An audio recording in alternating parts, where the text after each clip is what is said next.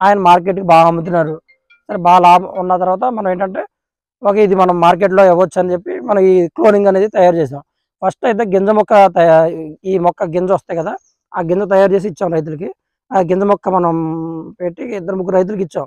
అయితే అదేంటంటే గింజ కూడా ఇప్పుడు బాలాజీ కానీ పెట్టూరు కూడా గింజ మొక్కే కదా, గింజ కాదు మనం క్లోనింగ్ తయారు చేయాలనే ఉద్దేశంతో మనం ఈ తైవాన్ నెమ్మని క్లోనింగ్ తయారు చేసాం. తయారు చేస్తే ఇది 8 నెలల నుంచి 9 నెలలకు కాపు రావడం మొదలెట్టింది. సో ఇది రైతుకు ఉపయోగపడుతుందన్న దృష్టిలో ఇచ్చాం. ఈ తోట ఇప్పుడు ఏంటంటే కాయ మెయిన్ షైనింగ్ బాగుంటుంది, అలాగే నిల్వకు బాగా ఆగుతుంది. ఇది ఎక్స్పోర్ట్ సపోజ్ ఒక ఢిల్లీ మార్కెట్ కానీ లేదా దూరం మార్కెట్ పంపాలంటే ఇది ఎక్సలెంట్గా ఉంది. ఇలాగ పచ్చిగా ఉన్న కాయను కోసేసి కొంచెం రెడీ అయిన కాయ పచ్చిగా ఉన్న కాయను కోసేసినా కానీ మనకి 20 రోజులకి కాయ రెడీ అవుద్ది. అప్పటి వరకు కాయ ఎటువంటి పాడవద్దు, మన బస్తాలు కోసుకొని పెట్టుకోవచ్చు. రేటు పెరిగిన తర్వాత అయినా పెట్టుకోవచ్చు. రేటు మనం ఇవాళ అమ్మాల్సిన అవసరం లేదు, రేటు తక్కువ ఉంది కదండి. ఒక 20 రోజుల తర్వాత పెరిగింది అనుకోండి, అప్పుడైనా అమ్ముకోవచ్చు. అంటే అంత కాయ ఆగుద్దని చెప్తున్నాం.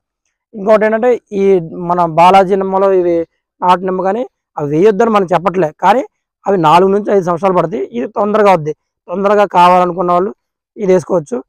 తొందరగా వస్తుంది కదా, లైఫ్ ఉంటుందా అని అనుకోవచ్చు. ఏదైనా నిమ్మ జాతి ఇది కూడా అది ఎన్ని సంవత్సరాలు అయితే ఉంటుంది, ఇది కూడా అన్ని సంవత్సరాలు ఉంటుందండి. ఎందుకంటే ఏదైనా ఒక జాతి అనేది అదే జాతి అండి ఇది. అలాగే ఈ తైవాన్ నిమ్మ అనేది మాత్రం ఎకరానికి 10 డిస్టెన్స్లో 436 మొక్కలు నాటుకోవచ్చు.